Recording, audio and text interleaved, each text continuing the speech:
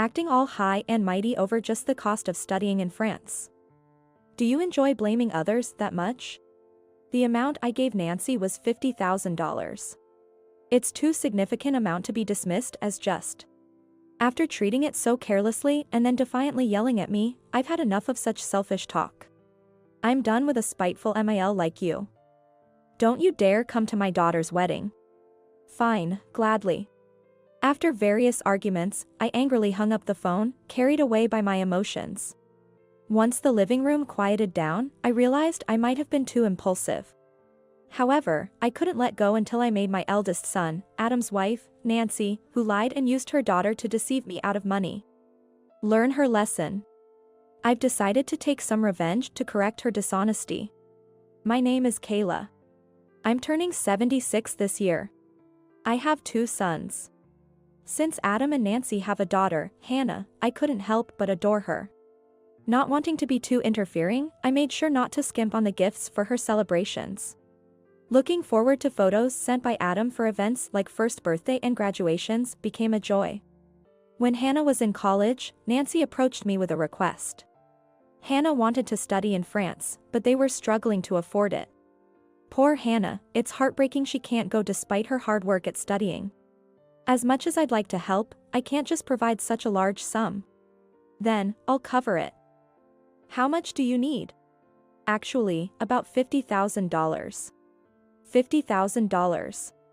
I was taken aback by the amount, but it seemed reasonable for a long-term study in France. Above all, I wanted to fulfill my dear granddaughter's wish. So, I withdrew $50,000 from my savings and handed it to Nancy. Nancy thanked me profusely, and I felt good about it, with no regrets. Trusting Nancy was my first mistake, as I would later come to realize. Eventually, I was told by my son Adam that Hannah's study in France was arranged. Adam mentioned it casually, without expressing any gratitude for the financial support. While I found it odd, I thought it might just be his way, especially since Nancy had shown plenty of gratitude. I received occasional updates from Hannah in France. She was telling me about her new friends and unique experiences, and I was enjoying looking at it. Yet, neither she nor anyone else mentioned the funding. I wondered if expecting gratitude was too much, but couldn't shake off the feeling something was off. I really appreciate your help with the cost for Hannah's study in France. Thank you so much. It's nothing. I've been getting emails from Hannah too. It's great she's enjoying herself. Emails from Hannah? What did she talk about? Just trivial stuff about what she's eating and such. Why do you ask? It was only Nancy who seemed overly thankful every time we met. Perhaps Nancy handled all the arrangements of Hannah's study in France and didn't discuss the financial details with them. I tried to convince myself of that to justify their lack of expressed gratitude. Maybe I was being presumptuous in wanting direct appreciation from them. With that thought, I tried to let go of the lingering dissatisfaction.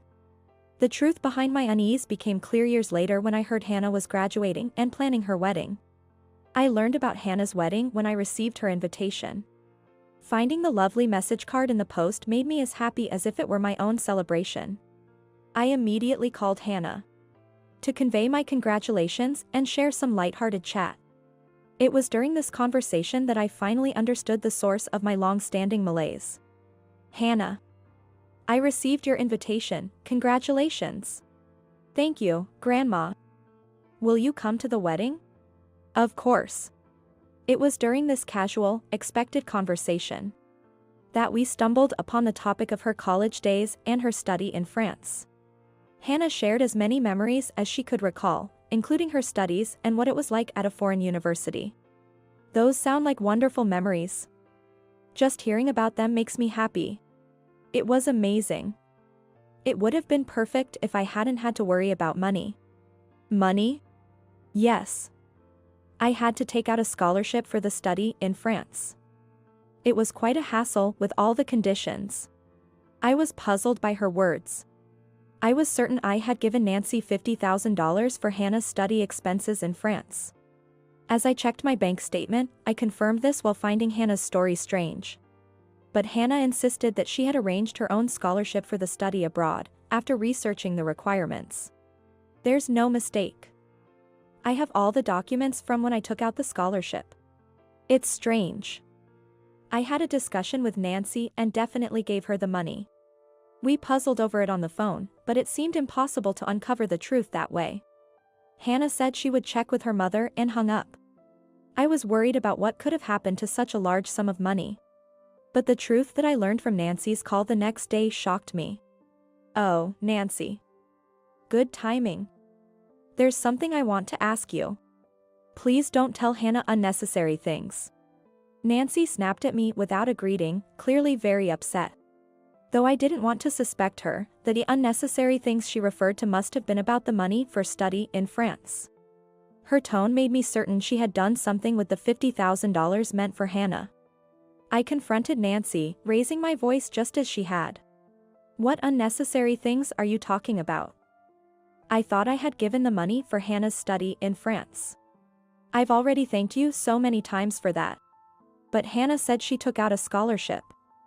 What did you do with the $50,000? As I pressed her for what she used the money for, Nancy's responses became evasive. After persistent questioning, she started making excuses that clearly sounded false. Like using it for Hannah's wedding or that they couldn't afford college tuition. I pushed her further, frustrated. If that was the case, you could have just told me honestly, and I would have helped. What I want to know is why you lied. Why does it matter now? Are you saying you want the money back after all this time?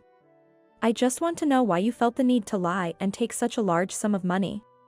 As I pressed on, Nancy raised her voice, trying to deflect the conversation. Her constant lying and evasiveness only fueled my irritation. Yet, as I relentlessly returned to the point, asking only for her reasons, she eventually snapped, yelling back at me. I was furious at her audacity to lie and take such a large sum of money and then act so brazenly. Acting all high and mighty over just the cost of studying in France. Do you enjoy blaming others that much? You're the one at fault here. Don't tell me you used it for yourself? You're so persistent. I'm done with a spiteful MIL like you. Don't come to my daughter's wedding. Fed up with her selfishness, I retorted, gladly, and hung up the phone. In the silence that followed, I wondered if I had been too impulsive. But I couldn't let Nancy get away with lying and using her daughter to scam money. I decided to take some form of revenge to correct her dishonesty. Though it pained me to tell Hannah I wouldn't attend her wedding after initially accepting. However, Nancy's actions were inexcusable, especially since it involved my dear granddaughter. Taking a deep breath, I emailed Hannah. Explaining my wish to give her the congratulatory gift directly due to my distrust of Nancy, and we agreed to meet in person. What? Grandma, you can't come to the wedding? I'm sorry, dear. There are some circumstances this time. But you never come to my celebrations, Grandma. What? I was taken aback by Hannah's words. I had always tried not to be too interfering as a grandmother and had often declined attending celebrations. Instead, I thought I had been supportive in terms of financial assistance. But upon reflection, I realized my concern about being too interfering began when I noticed Nancy's displeased expressions. I had been content with just pictures for Hannah's celebrations, but perhaps I had been unwittingly kept at a distance.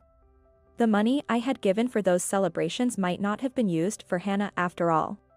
This thought made my blood run cold. Listen, Hannah. I did actually give Nancy the money for your study in France. I heard about that from Mom. But she said she didn't receive it. So, I called Nancy to ask about it. I shared the details of my phone conversation with Nancy. How she evaded questions about the $50,000. And how she had lashed out at me. I was worried Hannah might not believe me, considering it was her mother involved. But Hannah lowered her gaze and muttered, "I thought so," as if something clicked. Mom sometimes lies blatantly. She gets mad and yells back if I call her out on her obvious lies. Really? So, I believe what you're saying, Grandma. It's unforgivable to deceive someone for money.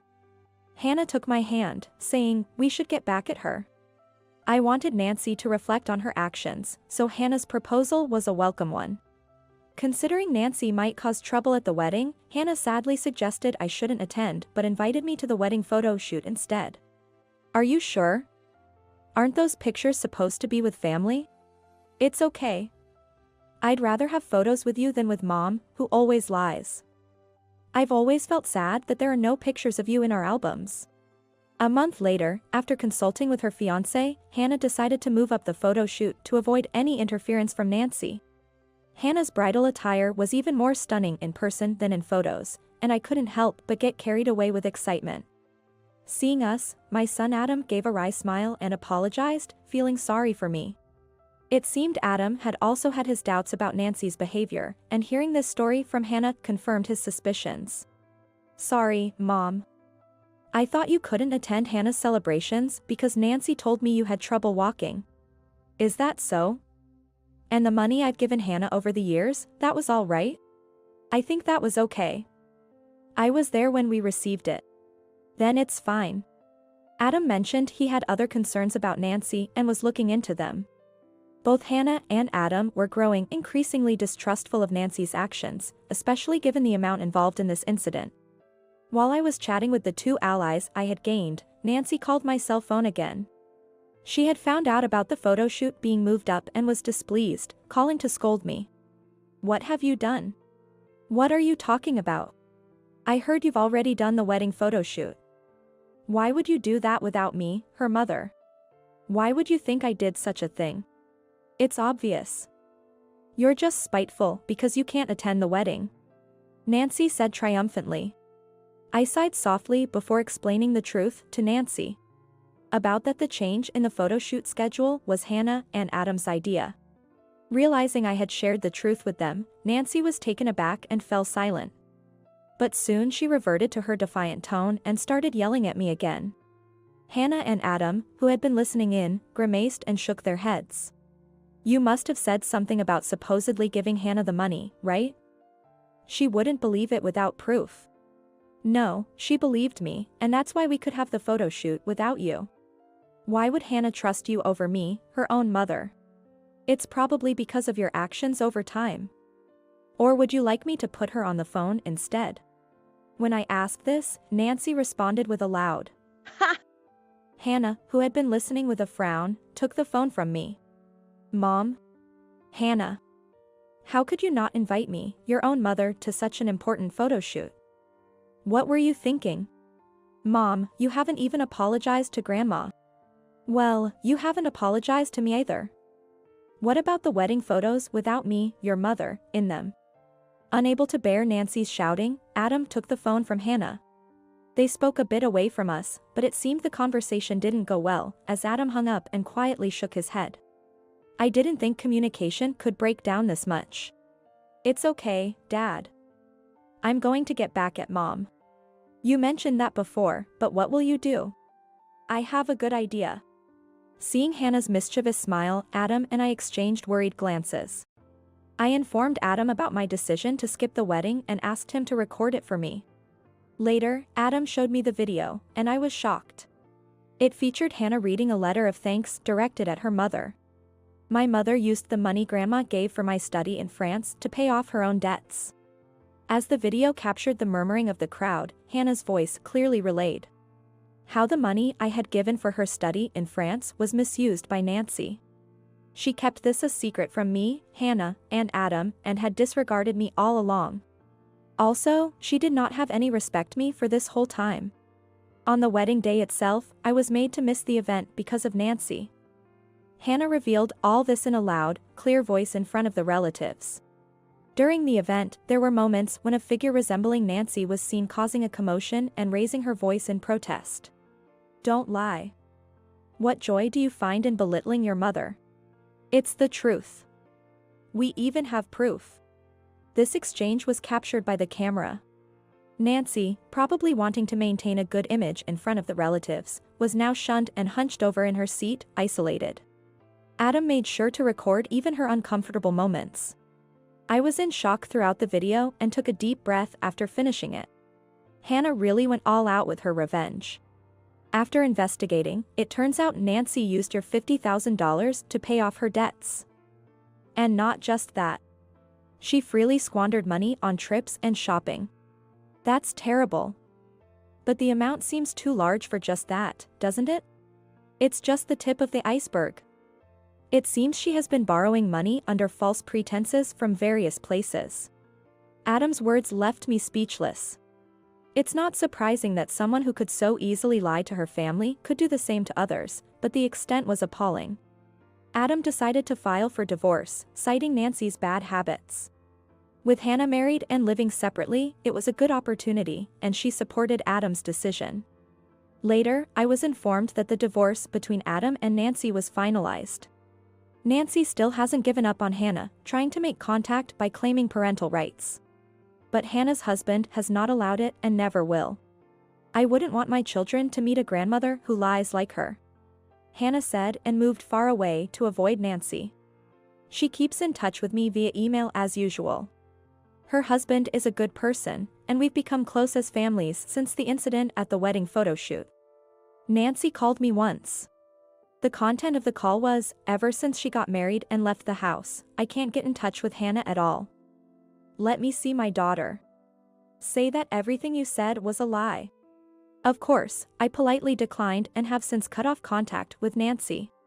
Interestingly, $50,000 I had given for Hannah was thoroughly scrutinized during the divorce proceedings between Adam and Nancy, and it was returned.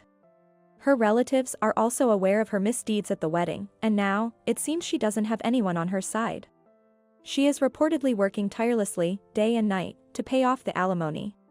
Hannah, let me know first when you have children. I'm looking forward to it. Of course, Grandma. I'll always keep you updated. Hannah remains upbeat, and our relationship has grown even stronger. We're making plans for a family trip to create new memories, making up for the times we couldn't be together during celebrations.